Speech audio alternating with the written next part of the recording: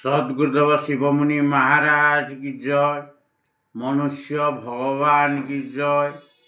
अखिल भूमंडल सर्व शिरोमणि मुनि समाज की जय।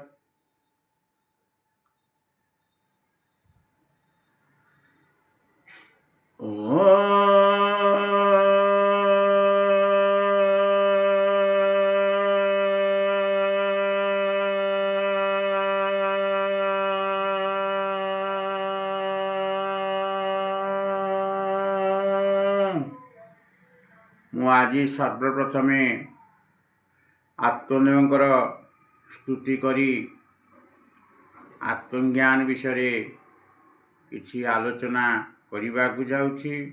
ତତ୍ସଙ୍ଗେ ସଙ୍ଗେ ସମସ୍ତ ମୁନି ମୁନିମତି ଓ ଜିଜ୍ଞାସୁ ଜନତା ଜନାର୍ଦ୍ଦନଙ୍କୁ ମୋର ସତ୍ପ୍ରେମ ଜୟଜୀବ। ଆଜି ଆମେ ଆତ୍ମଲୋକ ହେଉଛି ମୁକ୍ତିର ଲୋକ, ସେହି ବିଷୟରେ ଆମେ ଆଲୋଚନା କରିବା। ଆତ୍ମଲୋକ ହିଁ ମୁକ୍ତିର ଲୋକ ବା ଶାନ୍ତିର ସ୍ଥାନ। ଭୟ, ଅଶାନ୍ତି ଓ ବନ୍ଧନ ଅନ୍ୟମାନଙ୍କ ଠାରୁ ହୋଇଥାଏ। ଅଦ୍ୱୈତରେ ଅନ୍ୟର ସ୍ଥାନ ନଥାଏ। ଅଦ୍ୱୈତ ପଦ ହେଉଛି ନିର୍ଭୟ ପଦ ଅଟେ। ଦ୍ୱୈତବାଦ ଯୋଗଠାରୁ ବହୁତ ଦୂରରେ ଆମ୍ଭକୁ ଯେଉଁମାନେ ଦୁଃଖ ବା ବନ୍ଧନ ଦେଉଛନ୍ତି ସେମାନେ ହେଉଛନ୍ତି ଆମର ପର, ବିଦେଶୀ, ଫରେନ୍ ମେଟର୍ସ। ଆପଣାର ନିଜ ସ୍ଥାନ ଆମ୍ଭର ଆତ୍ମଲୋକ। ଆପଣାର ନିଜ ପ୍ରଦେଶ ଯେଉଁଠାରେ ଆପଣାର ନିଜ ରହେ, ସେଠାରେ ନିଜର କେନ୍ଦ୍ର ହିଁ ସ୍ୱଦେଶ ଓ ବାକି ସବୁ ବିଦେଶ। ସ୍ୱର୍ଗ, ନର୍କ, ବହିସ୍ଥ ସବୁ ହେଉଛି ବିଦେଶ।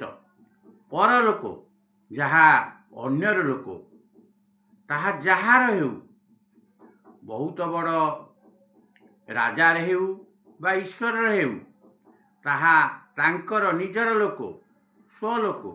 କିନ୍ତୁ ଆମର ଆତ୍ମଲୋକ ନୁହେଁ, ଆମର ହେଉଛି ପରଦେଶ। ପରଦେଶରେ ସୁଖ ଓ ଶାନ୍ତି କାହିଁ? ପରଦେଶରେ ଅନ୍ୟର ଶାସନ ରହିଥିବ, ଯାହାର ସେହି ପରଦେଶ। ପରଦେଶରେ ଆମ ନିଜର ଶାସନ ନଥିବ, ସେଠାରେ ଅନ୍ୟର ରାଜ ଥିବ। ସ୍ୱରାଜ ନୁହେଁ।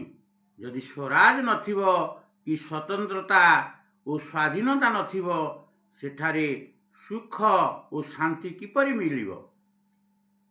ଯେଉଁଠାରେ ଅନ୍ୟର ରାଜ ଅଛି, ତାହା ଅନ୍ୟ ଦେଶ, ତାହା ଶାନ୍ତି ଓ ମୁକ୍ତିର ଦେଶ ନୁହେଁ। ପରଲୋକ ମଧ୍ୟ ଅନ୍ୟର ଦେଶ। ବିଷ୍ଣୁଲୋକ ବିଷ୍ଣୁଙ୍କର, ଶିବଲୋକ ଶିବଙ୍କର, ବହିସ୍ଥ ଖୁଦାଙ୍କର, ସ୍ୱର୍ଗ ଇନ୍ଦ୍ରଙ୍କର ଦେଶ। ଯେଉଁଠାରେ ଆମର ଶାସନ ନାହିଁ, ଆମର ସ୍ୱରାଜ ନାହିଁ, ସେଠାରେ ପରତନ୍ତ୍ରତା ଓ ବନ୍ଧନ ରହିଛି। ସେଠାରେ ମୁକ୍ତି ନାହିଁ।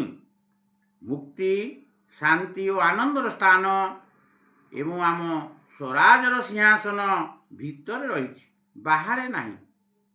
ଶିବଲୋକ, ବିଷ୍ଣୁଲୋକ, ସ୍ୱର୍ଗ ଓ ବହିଷ୍ଠାଦି ବାହାରେ ରହିଛି ଓ ଆତ୍ମଲୋକ ନିଜ ଭିତରେ ରହିଛି, ଯେଉଁଠାରେ ପ୍ରକୃତ ମୁକ୍ତି ବିରାଜୁଛି।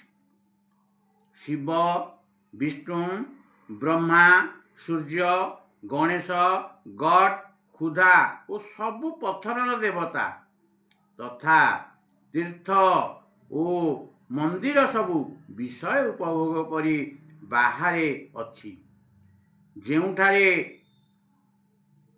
ସମସ୍ତ ଜନତା ଅଛନ୍ତି। ଯହିଁ ଦ୍ୱୈତ ଅଛି, ଯହିଁ ଗହଳି ଅଛି, ଯହିଁ ମେଳା ଅଛି। ମେଳାରେ ଓ ଗହଳିରେ ଶାନ୍ତି କିପରି ଆସିବ? ଗହଳି ଚହଳିରେ ଯୋଗ ଓ ସମାଧି ହୋଇପାରିବ ନାହିଁ।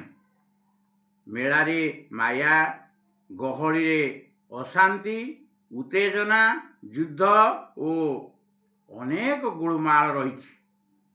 ସବୁ ପ୍ରକାର ଝଞ୍ଝଟ ବାହାରେ ଅଛି, କିନ୍ତୁ ଭିତରେ ନିଜର ଦେଶ ଅଛି, ଯେଉଁଠାରେ ଶାନ୍ତି ଓ ଅମୃତର ବର୍ଷା ଅଛି। ଆଲୋକର ମୋତି ଝରୁଛି ଓ ଶାନ୍ତିର ଝରଣା ବହି ଆନନ୍ଦର ଆଲୋକ ଅଛି। ଯେଉଁଠି ଦୈତ୍ୟ ନାହିଁ ସେଠାରେ ଯୁଦ୍ଧ କାହା ସହିତ ହେବ? ଯେଉଁଠି ଦୈତ୍ୟ ନାହିଁ ସେଠାରେ ଗହଳି, ଯୁଦ୍ଧ, ବିବାଦ, ପ୍ରତିଯୋଗିତା, କଷ୍ଟ, ଅଶାନ୍ତି ଓ ଭୟ କିପରି ଆସିବ? ତେଣୁ ଭିତରେ ଶାନ୍ତି ଓ ମୁକ୍ତିର କେନ୍ଦ୍ର ଅଛି। ତେଣୁ ଭିତରକୁ ଆମକୁ ଯାଇ କେନ୍ଦ୍ରରେ ପହଞ୍ଚି ମୁକ୍ତି ପାଇବା ନିହାତି ଆବଶ୍ୟକ। ତେଣୁ ମୁନି ସମାଜର ସଭ୍ୟ ହୋଇ ଏହା ଜାଣି ଆମେ ଚେଷ୍ଟା କଲେ ନିଶ୍ଚିତ ଭାବରେ ମୁକ୍ତ ହୋଇପାରିବା। ମୁଁ ଏତିକି କହି ମୋର ବକ୍ତବ୍ୟ ବା ସତ୍ସଙ୍ଗ ସମାପ୍ତ କରୁଛି। ସମସ୍ତଙ୍କୁ ମୋର ସତ୍ପ୍ରେମ ଜୟ ଜୀବ, ଜୟ ଜୀବ, ଜୟ ଜୀବ।